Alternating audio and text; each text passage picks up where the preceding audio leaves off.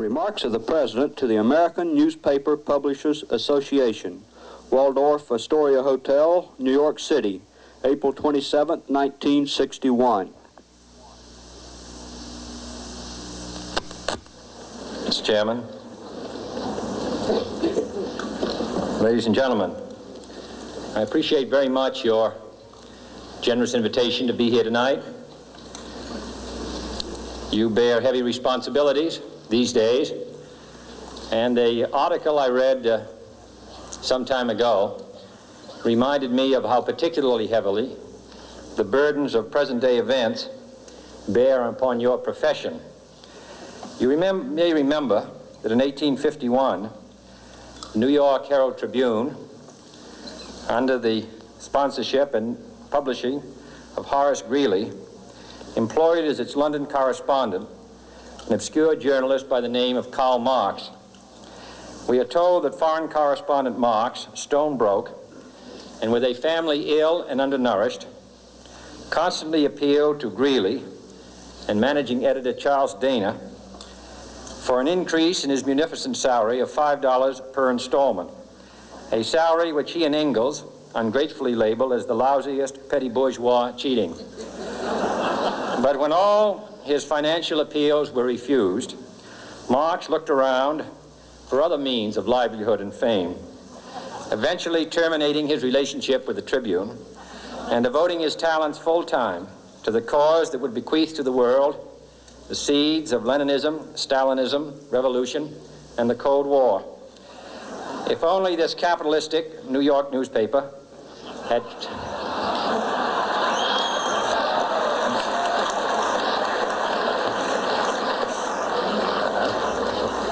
treated him more kindly, if only Marx had remained a foreign correspondent, history might have been different. And I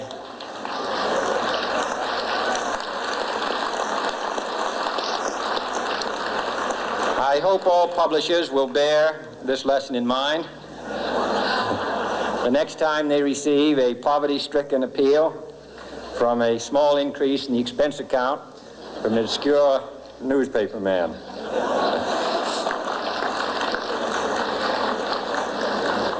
I have selected as the title of my remarks tonight, "The President and the Press."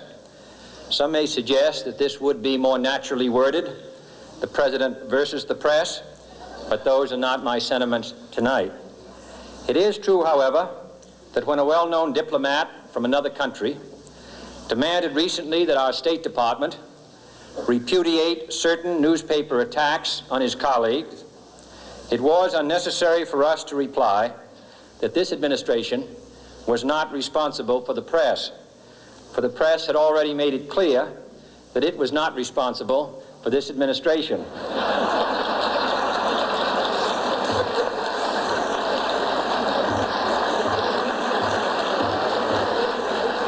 Nevertheless, my purpose here tonight is not to deliver the usual assault on the so-called one-party press.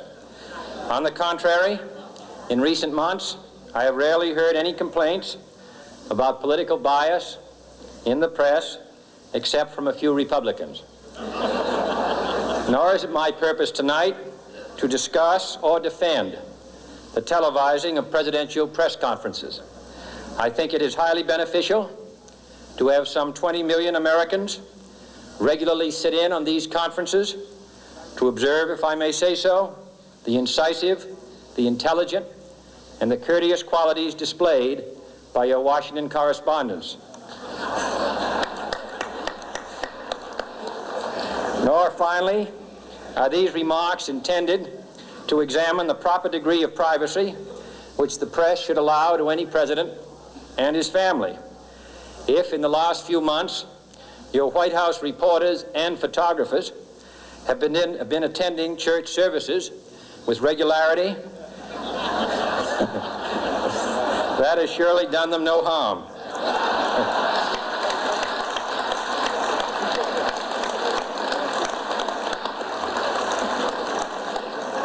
On the other hand, I realize that your staff and wire service photographers may be complaining that they do not enjoy the same green privileges the local golf courses, which they once did.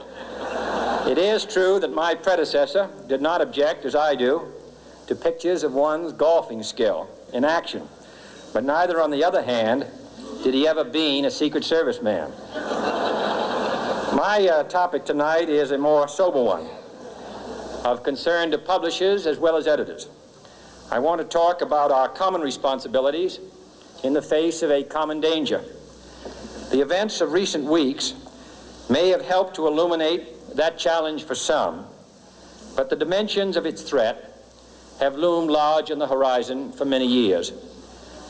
Whatever our hopes may be for the future, for reducing this threat or living with it, there is no escaping either the gravity or the totality of its challenge to our survival and to our security. A challenge that confronts us in unaccustomed ways in every sphere of human activity. This deadly challenge imposes upon our society two requirements of direct concern, both to the press and to the President. Two requirements that may seem almost contradictory in tone, but which must be reconciled and fulfilled if we are to meet this national peril. I refer first to the need for far greater public information, and second, to the need for far greater official secrecy. The very word secrecy is repugnant in a free and open society, and we are, as a people, inherently and historically opposed to secret societies, to secret oaths, and to secret proceedings. We decided long ago that the dangers of excessive and unwarranted concealment of pertinent facts far outweighed the dangers which are cited to justify it. Even today, there is little value in opposing the threat of a closed society by imitating its arbitrary restrictions. Even today, there is little value in ensuring the survival of our nation if our traditions do not survive with it. And there is very grave danger that an announced need for increased security will be seized upon by those anxious to expand its meaning to the very limits of official censorship and concealment. That I do not intend to permit to the extent that it's in my control. And no official of my administration, whether his rank is high or low, civilian or military, should interpret my words here tonight as an excuse to censor the news, to stifle dissent, to cover up our mistakes, or to withhold from the press and the public the facts they deserve to know. But I do ask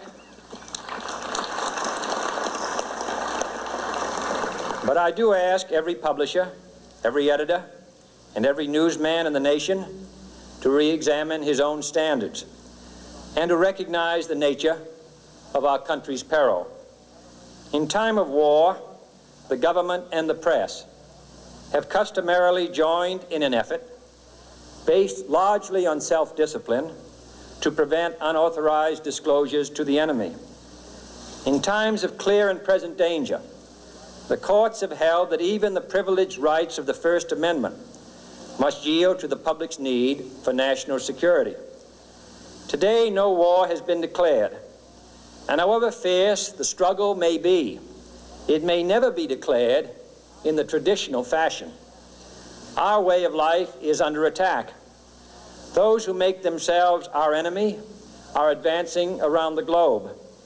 The survival of our friends is in danger, and yet no war has been declared. No borders have been crossed by marching troops. No missiles have been fired. If the press is awaiting a declaration of war before it imposes the self-discipline of combat conditions, then I can only say that no war ever posed a greater threat to our security. If you are awaiting a finding of clear and present danger, then I can only say that the danger has never been more clear, and its presence has never been more imminent. It requires a change in outlook, a change in tactics, a change in missions by the government, by the people, by every businessman or labor leader, and by every newspaper. For we are opposed around the world by a monolithic and ruthless conspiracy that relies primarily on covert means for expanding its sphere of influence, on infiltration instead of invasion, on subversion instead of elections, on intimidation instead of free choice, on guerrillas by night instead of armies by day.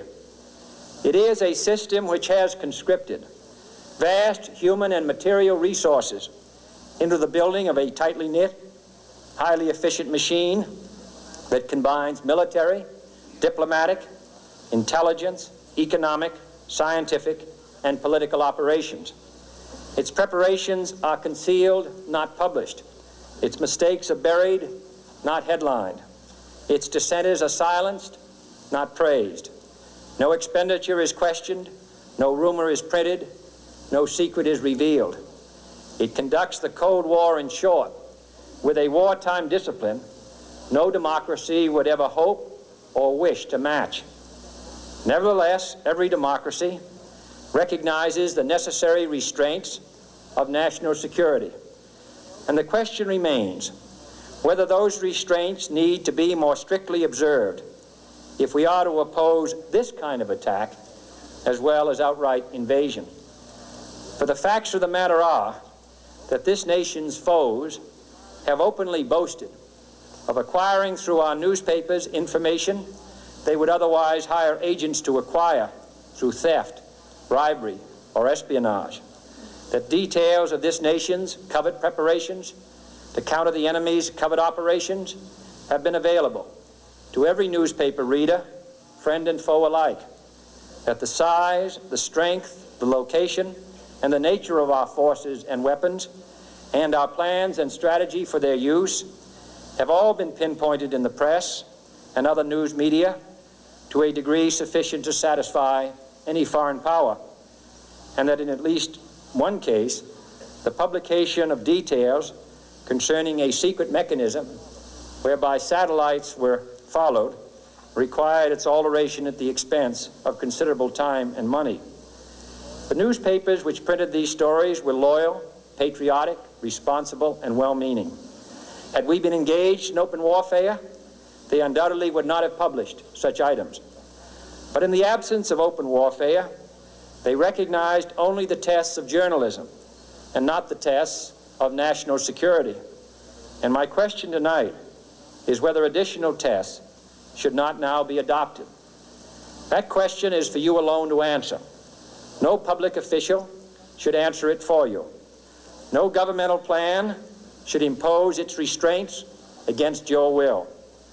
But I would be failing in my duty to the nation in considering all of the responsibilities that we now bear and all of the means at hand to meet those responsibilities if I did not commend this problem to your attention and urge its thoughtful consideration.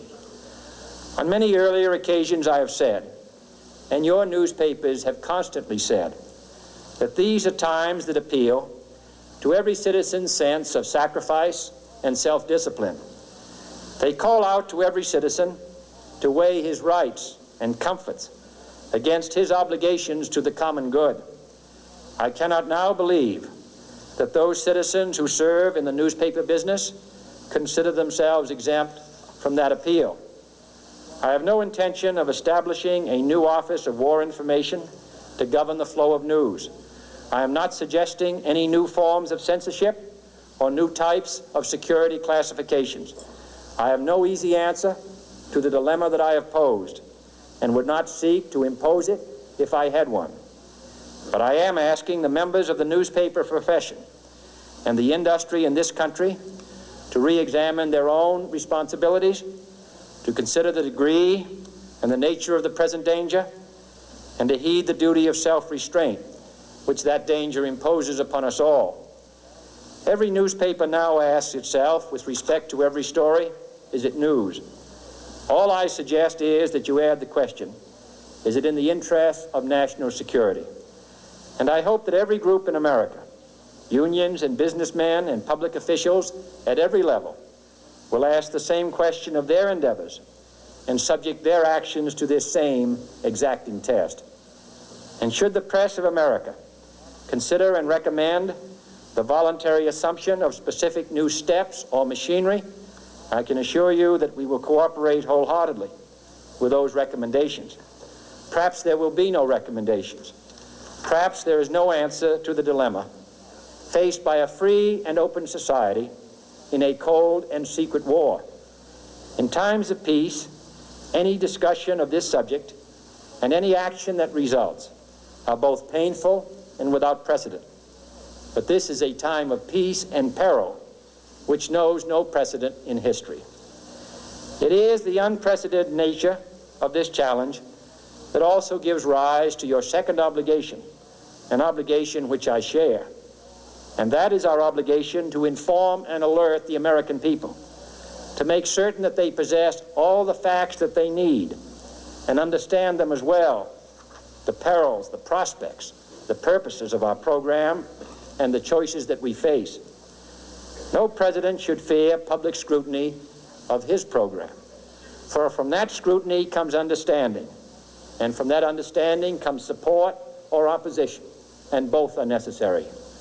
I am not asking your newspapers to support an administration, but I am asking your help in the tremendous task of informing and alerting the American people. For I have complete confidence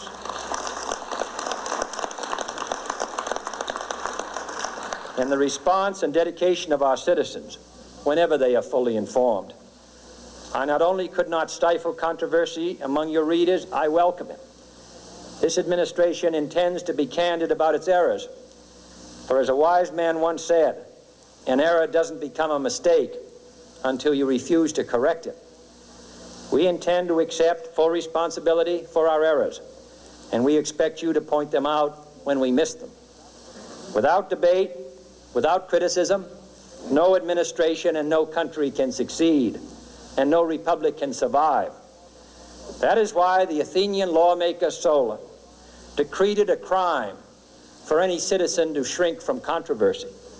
And that is why our press was protected by the First Amendment, the only business in America specifically protected by the Constitution, not primarily to amuse and entertain, not to emphasize the trivial and the sentimental, not to simply give the public what it wants, but to inform, to arouse, to reflect, to state our dangers and our opportunities, to indicate our crises and our choices, to lead, mold, educate, and sometimes even anger public opinion. This means greater coverage and analysis of international news, for it is no longer far away and foreign, but close at hand and local. It means greater attention to improved understanding of the news, as well as improved transmission. And it means, finally, that government at all levels must meet its obligation to provide you with the fullest possible information outside the narrowest limits of national security, and we intend to do it. It was early in the 17th century that Francis Bacon remarked on three recent inventions already transforming the world: the compass, gunpowder, and the printing press. Now the links between the nations, first forged by the compass, have made us all citizens of the world, the hopes and threats of one becoming the hopes and threats of us all. In that one world's effort to live together, the evolution of gunpowder to its ultimate limit has warned mankind of the terrible consequences of failure. And so it is to the printing press, to the recorder of man's deeds, the keeper of his conscience, the courier of his news, that we look for strength and assistance, confident that with your help, man will be what he was born to be, free and independent.